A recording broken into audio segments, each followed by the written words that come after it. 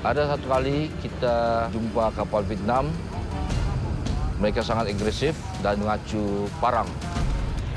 Apabila kami tarik pukat itu, banyak jerung, pari yang besar, termasuk penyu. Bahaya dan risiko semasa ronda laut memang tinggilah. Pernah sekali saya di Ubud untuk pancung pala.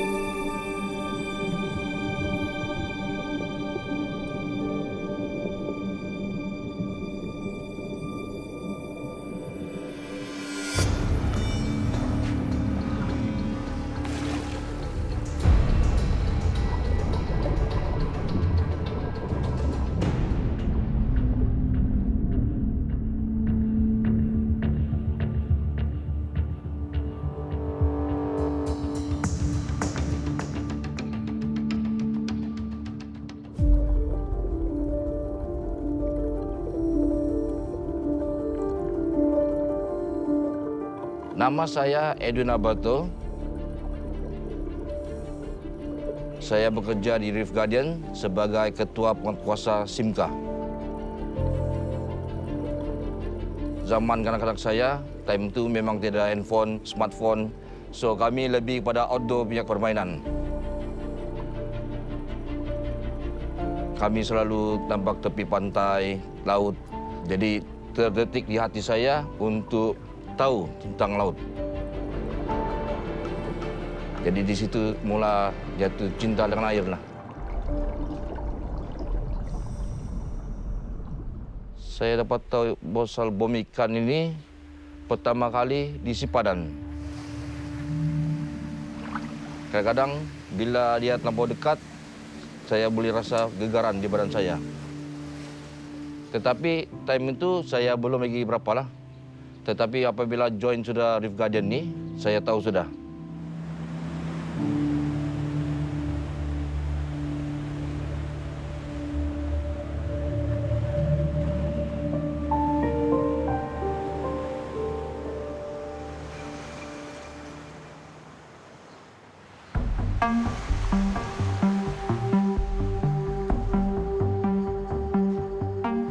Blast fishing is a type of illegal fishing method using a mixture of the fertilizers and diesel with the fused detonators. It's a cheap method that fishermen use to catch a large school of fish. From one blast, the impact can be up to 30 meters in radius for the fish, and for the coral habitats that destroyed can be up to 7 meters. So what happened was that they used the metal rod to sink the bottles to the reef. When it explodes, it will look like that. So fish are dead, and the corals are damaged. Most of the time, you will see the coral fragments. The impacts to the marine life and the habitats is the coral habitat being destroyed. Some of the corals take maybe 10 years or 20 years to grow back. So blast fishing impact the habitats and impact entire marine ecosystem that include turtles. Turtle is a flagship, so something that you can see that very significant drop in that areas from the illegal fishing.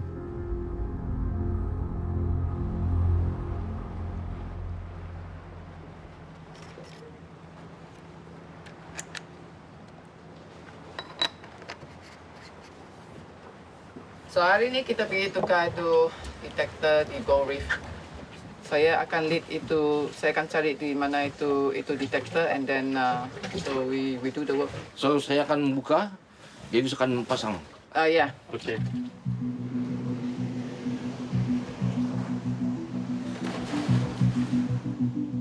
The blast detector is used to detect blast fishing that happen within the conservation areas. So we record the number of blasts and where it's possible that happens.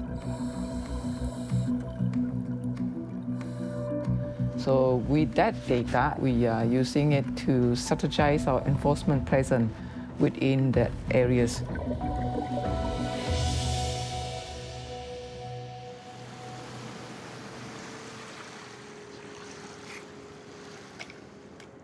Careful with your hand. We are retrieving the fish bombing data that we've been recorded for the past 1 year. So Davis is doing the downloading right now. We are looking at the number of blasts that record daily. And then after that, we'll be send the data to Hong Kong for analysis.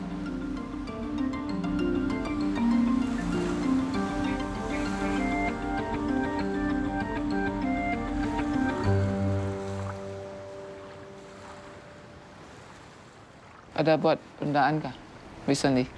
Yang yesterday pun kami ada ronda macam lebih pada 5 buah kapal jenis trawler lah. Dia di luar zon, tapi dengan border lebih kurang 1 batu nautika juga lah. Ya. Selama beberapa hari ini ada kompresor ke kamu nampak? Malam ni kami plan untuk organize lah satu tim untuk keluar. Selain trawler, harap-harap kita ada jumpa kompresor. Biasanya kapal-kapal ni dia akan aktif masuk selepas jam 9 malam. Jadi mission kami adalah tu tahan tu kapal tu lah.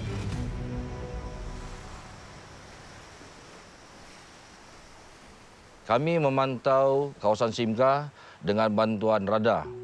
Setiap setengah jam kita akan rekod kemasukan bot trafik masuk kawasan Simca. Sekiranya bot itu bergerak, dia di atas 10 knot.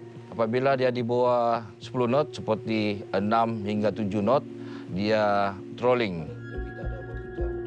Dan kadang-kadang kalau objek itu statik, kita assume dia sebagai compressor diving.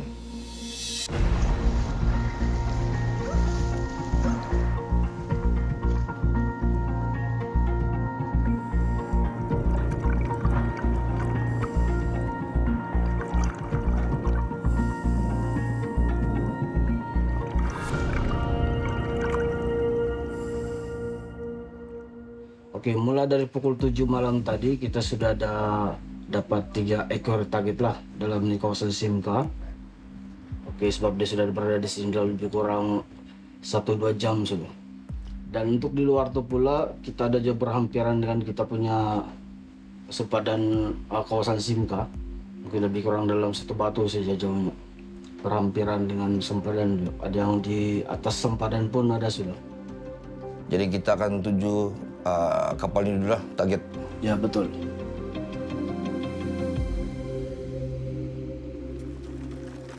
Semasa kita menuju ke kapal itu, jangan kamu lupa boatman ya, Kapten Rashid.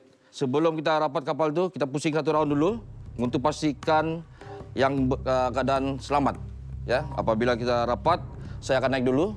Lepas itu baru Rainer, baru Lukas.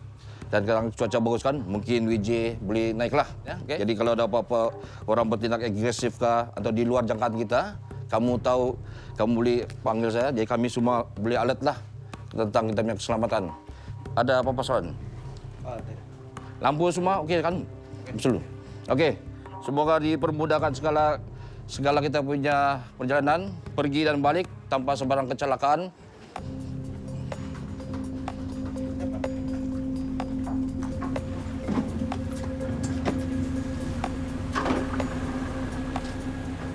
Semasa kami approach kapal, bergantung pada kapal apa.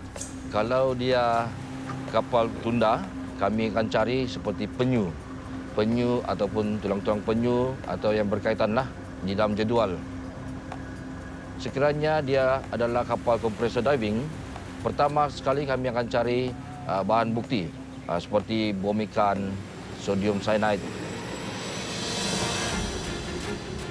Apa-apa ni? Ada orang menyelam di depan tuh, ah. Ada orang menyelam. Jangan kau pergi depan, pusing balik. Dah punya saya rentam. Ya, yang lebih tu. Look.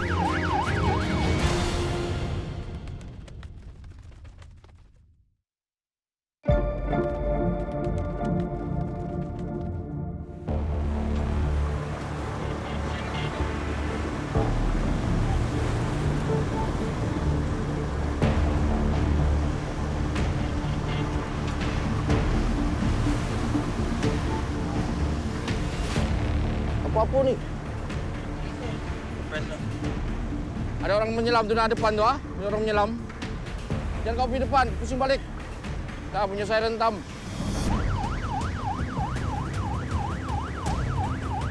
Bang ni.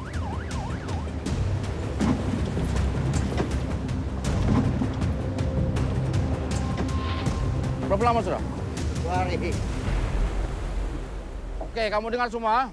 Undang-undang dan peraturan SIMKA ni, ya. Pertama, dilarang menceroboh di kawasan perairan SIMKA tanpa kebenaran daripada Reef Guardian atau Jabatan Hidupan Liar. Yang balat itu ikan yang kamu tangkap tadi, semua salah.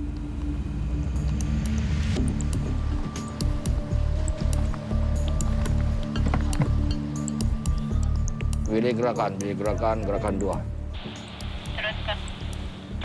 Gerakan 2 telah menahan satu bot kompresor daripada Kudat, dan kita telah rampas semua dia punya dokumentasi dan juga lesen kapal, dan kami serang eskort orang balik ke Pulau Langkayan untuk siasatan selanjutnya besok pagi.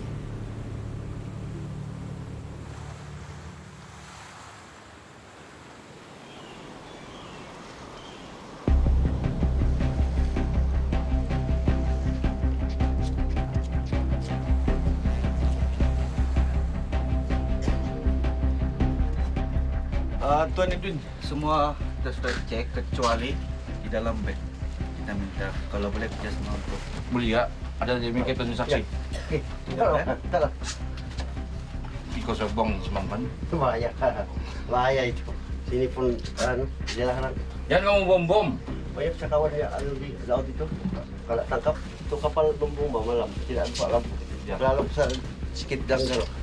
Tidak, tapi kalau kami yang radang itu, kau tidak hidup lampu pun kami dapat kau juga. Tolong.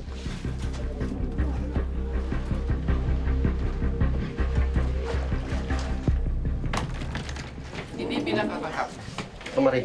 Kemarin semalam, Siang. siang, sebelah.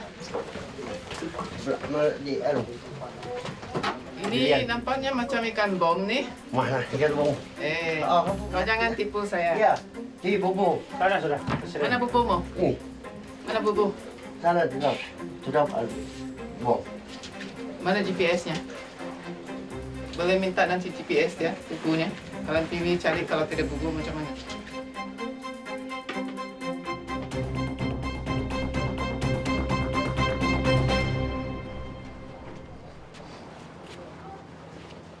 Aku ingatkan kalau dia tarik kan dia ada bunyi. Ya, ini okey lagi. Bubulat tu.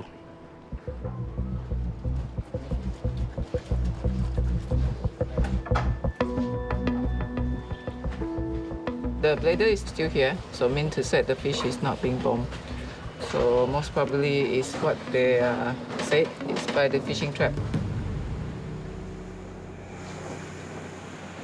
Jadi kita bagi kamu untuk kapal ini, dia adalah first warning untuk kau, Kapten, 2 kali sudah. Jadi kalau kali ketiga dapat kau, kita di sana, di polis itu, balai polis. Okey?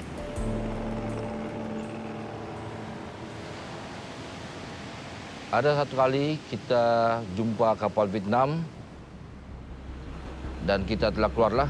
Tapi apabila kami naik situ, mereka sangat agresif dan juga mengacu parang. Tetapi kami berjaya mengawal keadaan dan kami berjaya tahan mereka lah. Jadi mereka telah memasang pukat tenggelam 6 inci saiz, lebih kurang 7 km daripada dekat satu batu Pulau Langkayan hingga ke border lah. Apabila kami tarik pukat itu, banyak jerung yang besar, pari yang besar, termasuk penyu, berada dalam pukat itu.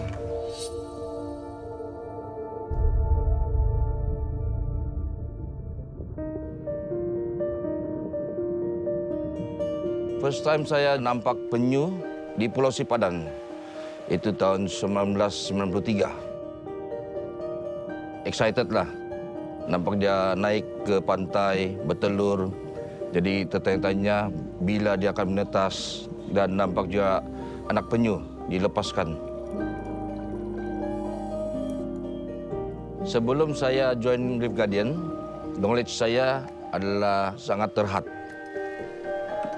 Apabila saya sendiri buat kerja-kerja bersama Dr. Archer, saya bertambah knowledge dan keinginan untuk tahu itu lebih mendalam. Dan dia bersungguh-sungguh. Kami nampak dia punya passion itulah.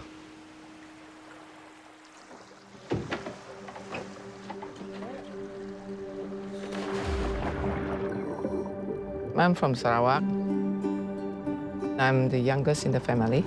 And my mom worked selling fish in the markets. So since young, I have been involved in helping in sorting out fish and prawn at home. So I good in anything that related to marine or aquatics, like coral reef, mangrove. I think it's the familiarity with aquatics that made me choose what I study. There was a study already for the green turtles and leatherback, and there's nobody that study hawksbill. So that's how I get involved in hawksbill turtles research work.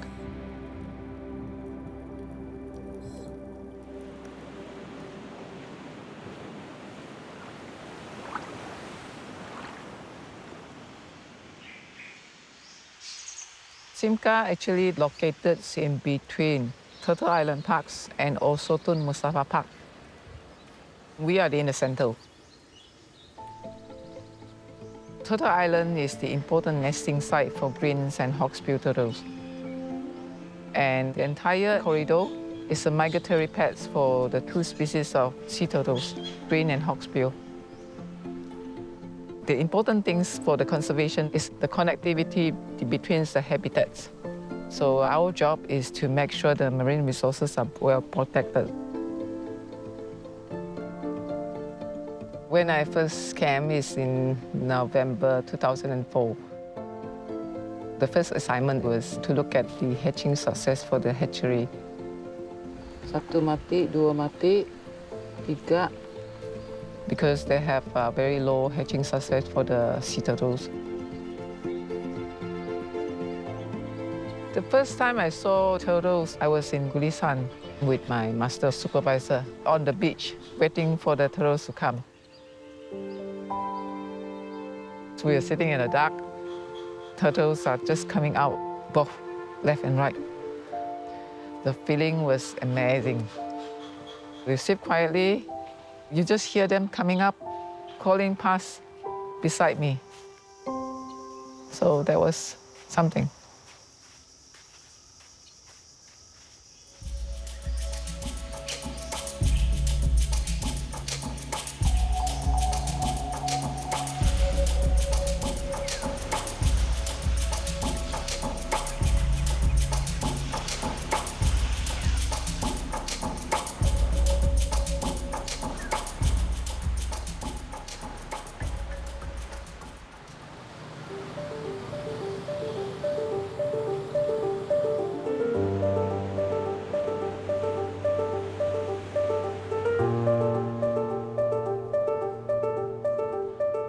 According to the report that was published by Traffic in 2019, Malaysia is a trade and poaching hotspot for marine turtle eggs and turtles. The present threats to marine turtles within the Coral Triangle are the removal of eggs from the nesting beaches, turtle poaching, and conversion of their habitats for development.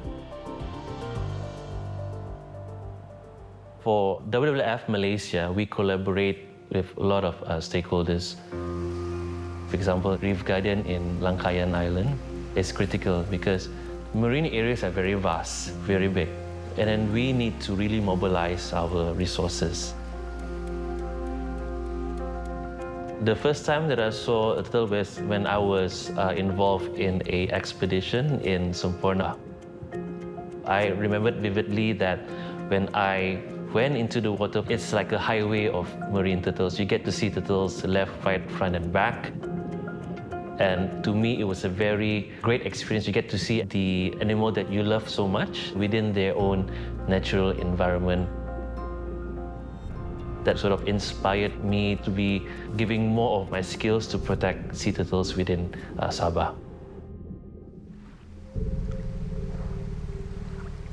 Marine turtles, specifically hawksbill turtles, they feed on sponges, which can be mostly found within the coral reef areas.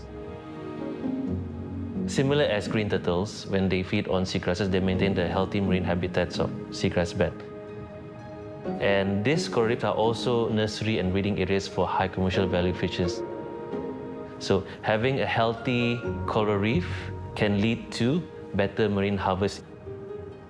So marine turtles indirectly do contribute to people because they maintain the habitats for us to fish and eat for the source of protein.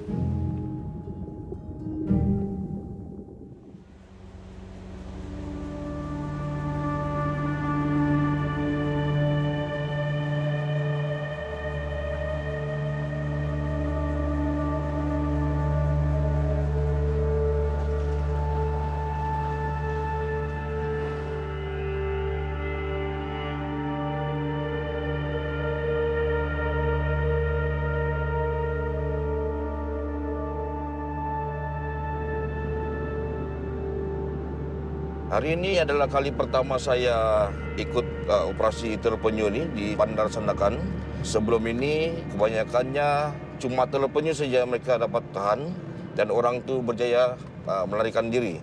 Tapi saya harap kali ini penjual-penjual itu dapat ditahan dengan kerjasama agensi-agensi yang lain lah. Pada pagi ini sebenarnya kita buat operasi untuk telur penyu khasnya. Tetapi dalam masa yang sama jika ada unsur-unsur jenayah yang berkaitan dengan agensi lain, kita akan jalankan juga. Kita akan bergerak selepas ini terus ke lokasi yang kita nuk. Itu saya daripada saya. Semoga kita semuanya selamat dan berjaya. Terima kasih.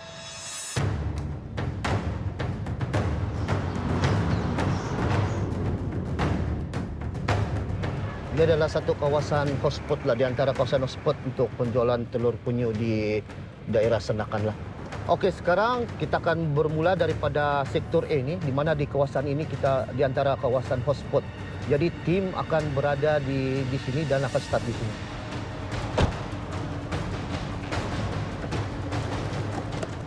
Ada apa di dalam ni? Kerja sini. Cek-cek gitu, ada apa di dalam? Apa itu?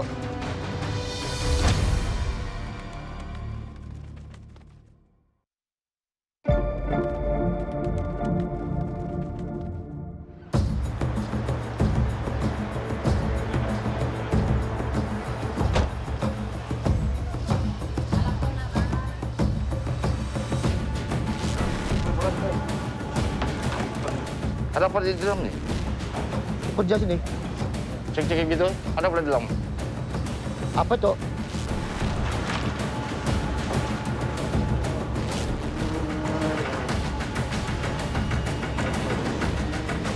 Tak ada. Ya. Biasanya lorong-lorong ni ataupun di bawah tangga, mereka akan letak stok telur penyu. Sekiranya ada permintaan, baru mereka ambil. Orang-orangnya hilang sudah. Poin kita di sekarang ini adalah hotspot, di mana kadang-kadang mereka akan menunggu di sini dan mereka akan terus approach jarang, tanya dengan simbol ini, dan jika setuju mereka akan ambil di tempat-tempat tertentu. Kadang-kadang di kenderaan, tapi adalah sambat sukar lah kalau kita pastikan siapa yang penjual di dalam kenderaan tersebutlah. Cabaran sangat tinggi kami di sini, di mana Sandakan ini sangat famous dengan telur penyu. Sebutnya telur penyu di Sandakan. sebelum dia dimasukkan ke dalam jadual satu ini, dahulunya lagi dia memang tradisi makanan orang-orang daerah Sandakan. Saya rasa operasi seperti ini patut dijalankan lebih kerap supaya orang-orang awam dalam masa sama mereka tahu yang memiliki atau membeli telur penyu adalah salah.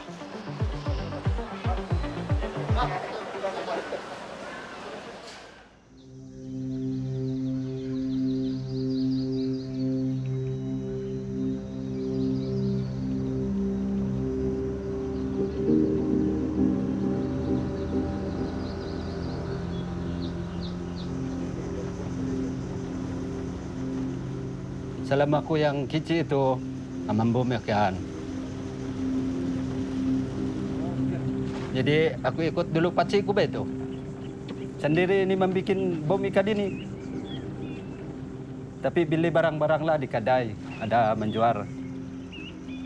Hari-hari pergi laut membom ikan. Pulang itu ada hasil, kau jual. Dapat sudah duit untuk anak bini beli beras. Nah begitu hari-hari itu di kampung. Bom ini kalau kau pandai spy, ada bilang ada untungku. 100 pendapatanmu. Ukat ini satu-satu saja belanggar ikan. Adalah pendapatanmu 20 ringgit. Kalau kegayaan kesian. Itulah banyak orang masuk pergi sini.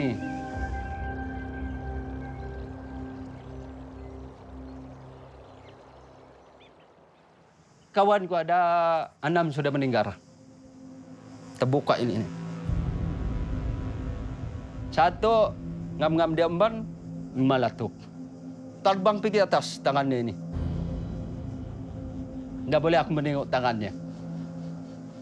Kawan rapat kami. Parau ini hancur. Saya pungut lagi. Aku isi pergi parau. Hancur ininya. Yang hatinya ini tidak tahu pergi mana sudah. Aku sudah terpikir malam tidur bagus. Dia bilang, aku rehat. Kali pagi, bagus aku memukat. Aku dapat ikan 5 saja, 5 ekor. Bagus aku membom ikan balik.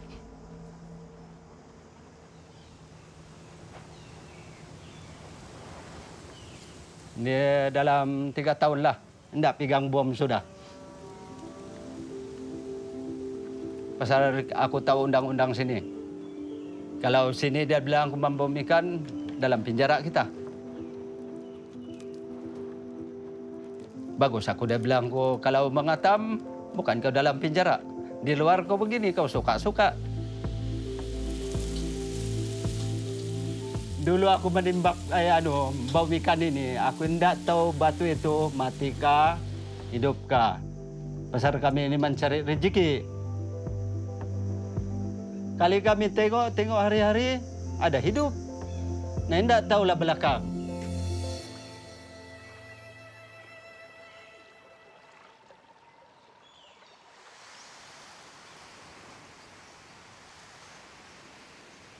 I spend more time here on the island than at home. And times with friends too. Yeah, that's some things that we need to sacrifice lah.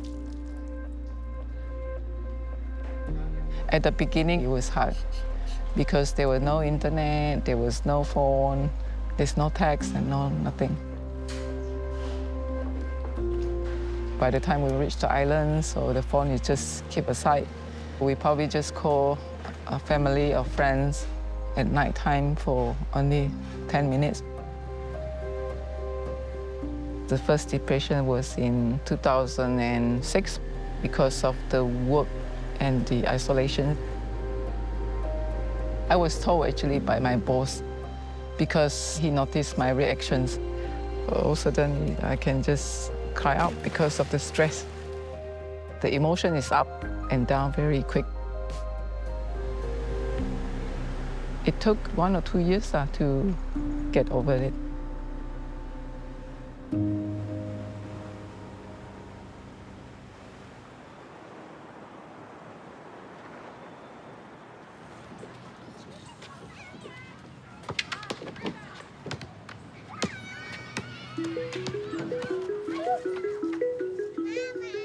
Sebelum ni saya kerja di Langkayan. Saya di dalam pulau tu kerja di dalam restoran F&B. First time tu saya tengah lap pinggan gas punya tu kan. Lepas tu orang bilang, Bu, siapa Bu ni? Rupanya saya punya yang dia lah ni, Edwin ni. Tengok muka dia, jalan macam The Rock tu. Kamu kenal kasih Madong Sok daripada Korea tu. Kalau dia berjalan begitu. Saya pun senyum-senyumlah dengan dia, kononlah. Sudah. Dia minta nombor telefon saya apa semua, and then couple, and then get married 2014.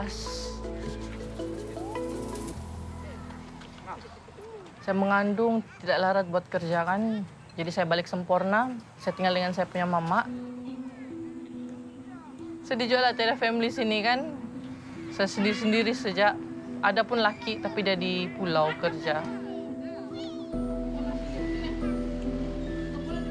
Mula-mula lah rasa susah. Macam tidak mau berjauh dengan dia kan. Kali lama-lama dia bilang, saya cari rezeki. Kau kena bertahan, dia bilang. Jadi ini untuk kita punya family jugalah. Untuk cari rezeki sebab dia bilang kalau dia di luar, dia tidak dapat begitu rezeki yang macam di dalam pulau tu.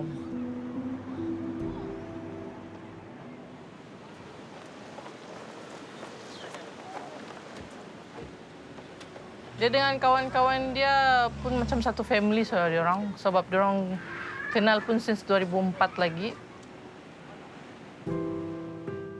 Sini kau di sini. Papa mau balik kerja sudah. Kan?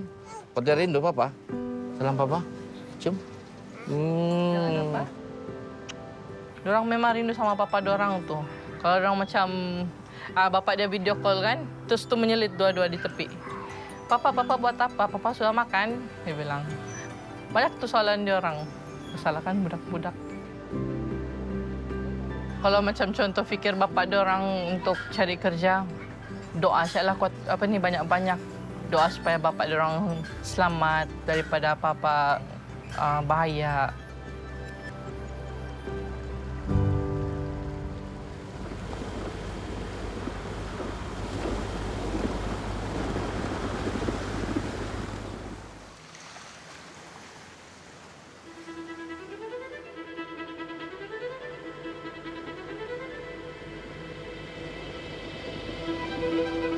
Bermula dari pertama, kami cuma 4 orang, tambah-tambah. Kami di sini macam satu family lah. Apabila kami bekerja, kita bekerja sebagai tim. Apabila saya sudah lama kerja sini, ia seperti second home lah. Kami yang menjaga kawasan ini, Sugut Island Marine Conservation Area. Jadi kami bersama dengan Jabatan Hidupan Liar yang menjaga kawasan ini lah. Sekarang ni saya memandangkan ini kali pertama kamu masuk kawasan ini kan. Jadi saya akan bagi kau taklimat dah, peraturan-peraturan. Jadi kita sudah tahan satu kapal tunda. Kita telah cek semua, dia punya dokumentasi semua lengkap, semua sah.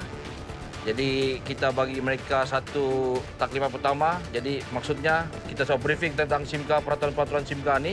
Kalau dia masuk kali kedua, mungkin kita briefing ataupun kita tarik dia balik ke Pulau Langkayan untuk catatan selanjutnya. Jadi buat masa ni kita bagi lepas dia dengan amaran lisan sahaja.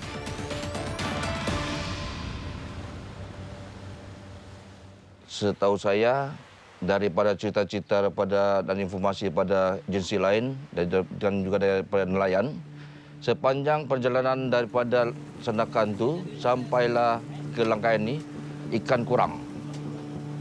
Jadi sekarang tumpuan adalah di SIMKA ni. Saya pun tidak dapat dia salahkan mereka 100%, kerana mereka pun mencari makan lah. Nah, Paul. Black tape ni kan? Itu dia masih juvenile, dia belum besar. Kalau dia besar sini je tu nampak. Tapi sama-sama jika tempat ini tidak dijaga, mereka bom, overfishing, trolling. Jadi mungkin bila kawasan ini tidak dijaga, dia akan hancur. Jadi no more fish di sini.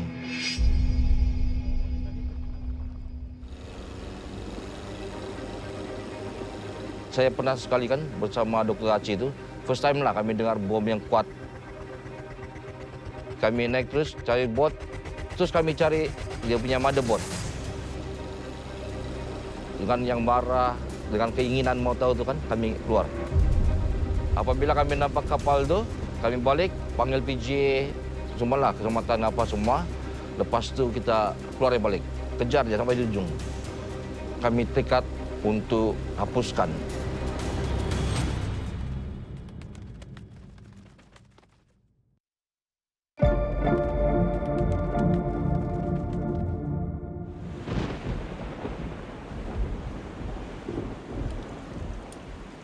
Pernah sekali saya diugut untuk pancung kepala. Ada seorang ini, dia businessman lah, dan dia suka memancing. Jadi bisnes sampingannya adalah charter boat dia untuk keluar memancing lah. Jadi salah satu target tempat memancing adalah di rangkaian ini.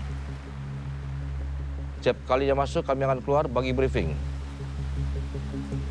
Jadi terjadilah satu kali pergaduhan dan dia cakap kalau saya di tempat dia boleh dipancung ke tembak gitu.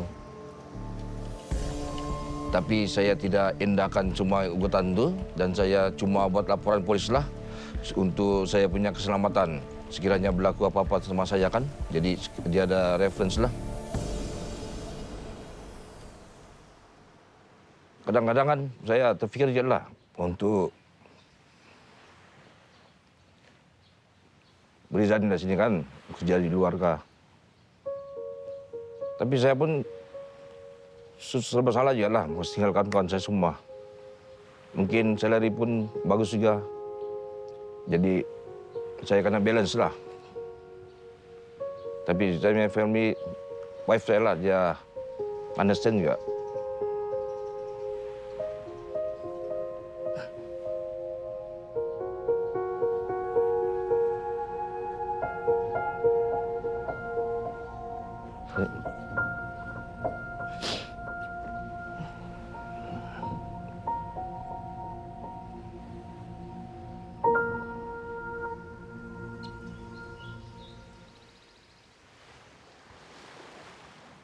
Masih lagi dia anak mau bercakap. Nah, Apa? Apa? kau tuh akan semalam menangis kecil? dia. Malam tadi. Kenapa? Bye-bye. Saya nak tak tidur. Bye-bye. Malam kan aku dah cerita hantu. Dia bilang dah takut hantu. Sekali itu dia sebut, Mama, Papa mana? Penakut. Kasih love dah. Love. Papa mana? Love besar? Pandai. Oh. Bye-bye. Bye-bye.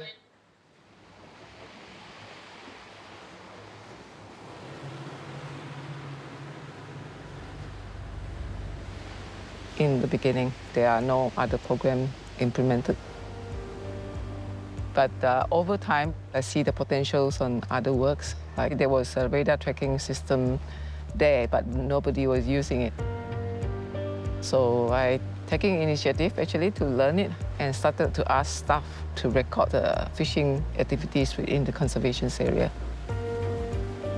And then slowly I started to recruit Edwin as a team leader because of his diving experience. After a few years, when I see the potentials of enforcement work, we started to build a team. So I need a leader. So we transfer him to enforcement work.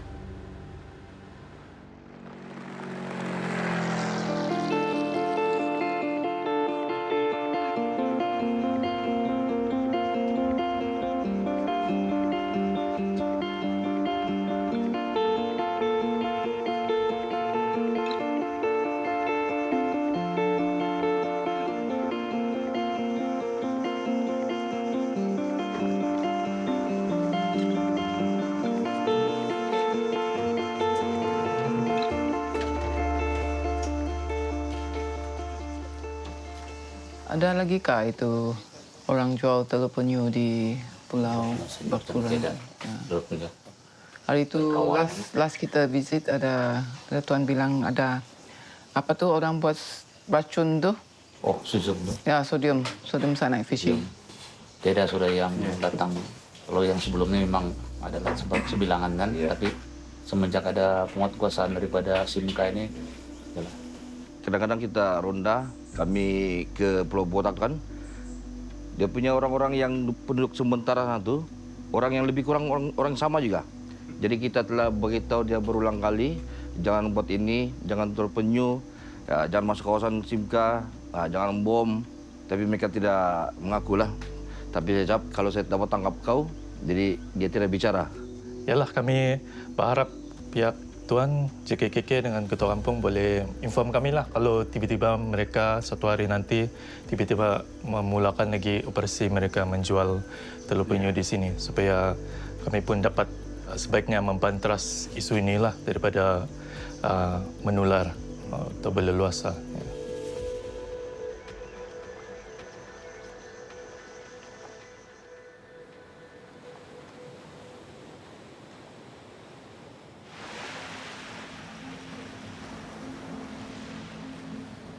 There are various impacts of climate change to marine turtles.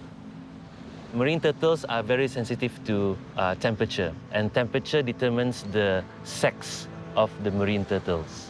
So in order for a marine turtle population to sustain for a long term, you need enough males and females.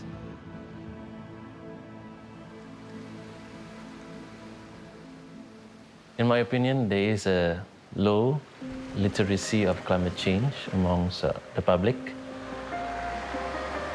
but they are beginning to see the impacts of climate change in the form of strong weathers, eroded beaches, damaged infrastructure or homes. We do see changes coming along the way. We do see more young people being aware more about climate change. That's good because it helps us to really spread what is climate change, what is the impact, and what we can do.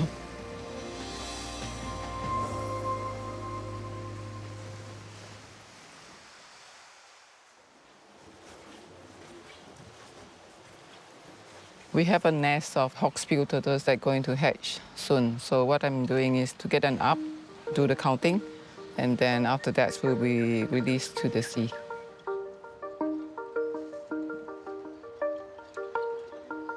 As a marine biologist, I'm telling you that things are getting bad.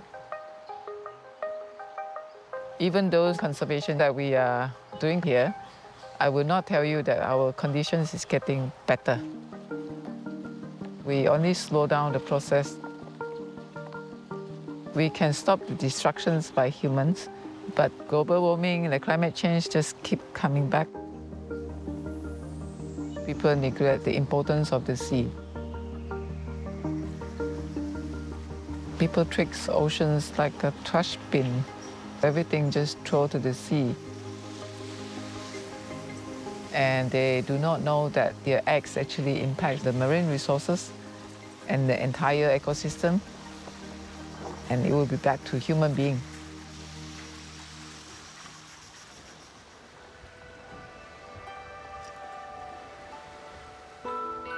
Most of the global climate change data are very scientific written. So it was not simplified for the policy makers and government officers and people that determines the law. We have to make sure that everybody get involved. The stakeholders, the governments, the private sectors, to ensure there's no illegal fishing within the conservation area. Dynamite fishing, best is to stop it completely.